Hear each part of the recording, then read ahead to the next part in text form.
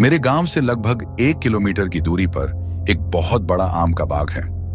इस बाग के किनारे एक पुराना फार्म हाउस भी है, जिसे लोग भुतहा घर कहते हैं। गांव के बड़े बुजुर्ग बताते हैं कि इस बाग में जो भी गया कभी सही सलामत वापस नहीं आया। धीरे धीरे यह जगह वीरान होती चली गई और आज लोग इस बाग के आसपास भी नहीं जाते। लेकिन हम इस गांव में नए थे।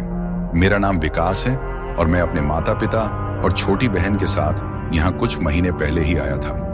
हमारे परिवार का इस गांव से कोई खास नाता नहीं था, इसीलिए हमें इस बाग के अतीत के बारे में कोई जानकारी नहीं थी। यहाँ आकर मुझे सबसे ज्यादा हैरानी इस बात पर होती थी कि इतने बड़े और हरे भरे आम के बाग में कोई भी आम नहीं तोड़ता था।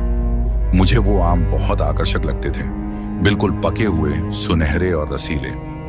एक दिन मैंने अपनी माँ से पूछा, माँ, इस बाग से कोई आम क्यों नहीं लाता? माँ ने कहा, पता नहीं, शायद यहाँ के लोग इसे छोड़ चुके हैं, लेकिन तुम वहां मत जाना। लोग कहते हैं कि यह जगह अच्छी नहीं है। मुझे माँ की बात पर यकीन नहीं हुआ। मैं सोचने लगा कि अगर कोई यहाँ नहीं जाता तो मैं क्यों न जाकर देखूं। आम के पेड़ मुझे बुला रहे थे, जैसे कि वे चाहते हों कि मैं वहां जाऊं। एक दिन मैं चुपके से बाग की ओर निकल पड़ा। वहां पहुंचने के बाद मैंने कुछ पके हुए आम तोड़े और वहीं बैठकर खाने लगा। आम का स्वाद अद्भुत था। मैंने ऐसा स्वाद पहले कभी नहीं चखा था। तभी अचानक मौसम बदल गया। आसमान काले बादलों से घिर गया और हवा इतनी तेज चलने लगी कि मुझे लगा जैसे कोई अदृश्य ताकत मुझे वहां से दूर भगा रही हो। मैं घबराकर तुरंत वापस घर की ओर दौड़ा। उस रात कुछ अजीब हुआ। जैसे ही मैं सोने के लिए बिस्तर पर गया, मेरी आंखें अपने आप बंद हो गईं, लेकिन मेरा शरीर जागता सा महसूस हो रहा था। मैं उठकर कमरे में इधर उधर घूमने लगा, जैसे किसी और के नियंत्रण में हूं। मेरी माँ ने मुझे आधी रात को ऐसे देखा तो वह डर गई। उन्होंने मुझे जगाने की कोशिश की, लेकिन मैं जैसे किसी गहरे सपने में था और उनकी कोई बात सुन नहीं पा रहा था। दूसरे दिन सुबह मुझे कुछ याद नहीं था कि रात को क्या हुआ। माँ ने मुझे बताया कि मैं रात भर बड़बड़ाता रहा और अजीब अजीब हरकतें करता रहा।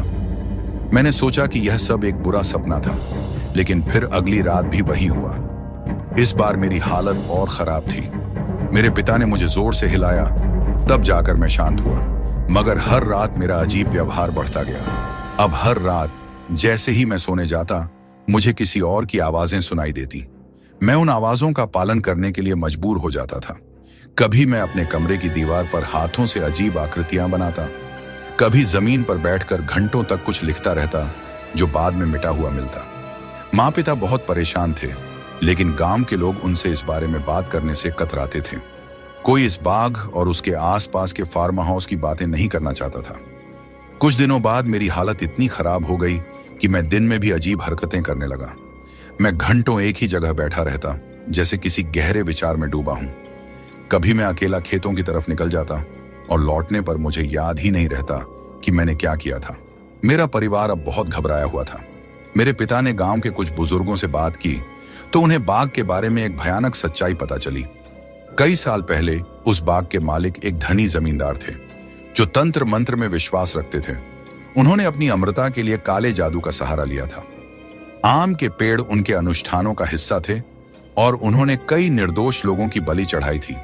कहते हैं कि उन बलिदानों की आत्माएं अब भी उस बाग में भटक रही हैं और जो भी उस बाग में जाता है उसे वे अपने वश में कर लेती हैं।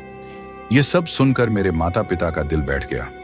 अब उन्हें यकीन हो गया था कि मेरे साथ जो कुछ भी हो रहा था उसका संबंध उसी बाग से था। उन्होंने तुरंत मुझे किसी तांत्रिक या पुजारी के पास ले जाने का फैसला किया। गांव के पास ही एक छोटे से मंदिर में एक पुराना पुजारी रहता था। वह तंत्र मंत्र और इन काले जादू के मामलों में काफी अनुभवी था। मेरे माता पिता मुझे वहां ले गए और पुजारी ने मुझे देखते ही कहा, इस लड़के पर बाग की बुरी आत्माओं का साया है, हमें इसे तुरंत शुद्ध करना होगा। पुजारी ने कई दिनों तक मेरी पूजा की। हर दिन कुछ नया होता था। कभी मैं चिल्लाता, कभी बेहोश हो जाता और कभी मुझे अजीब अजीब सपने आते।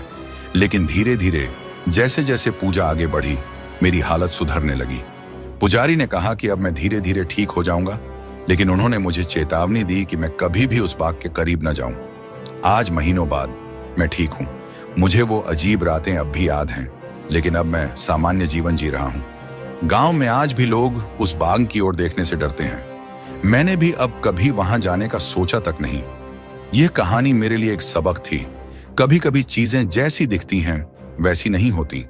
उस आम के बाग का स्वाद मुझे आज भी याद है, लेकिन उसके पीछे छिपी काली सच्चाई ने मुझे हमेशा के लिए बदल दिया।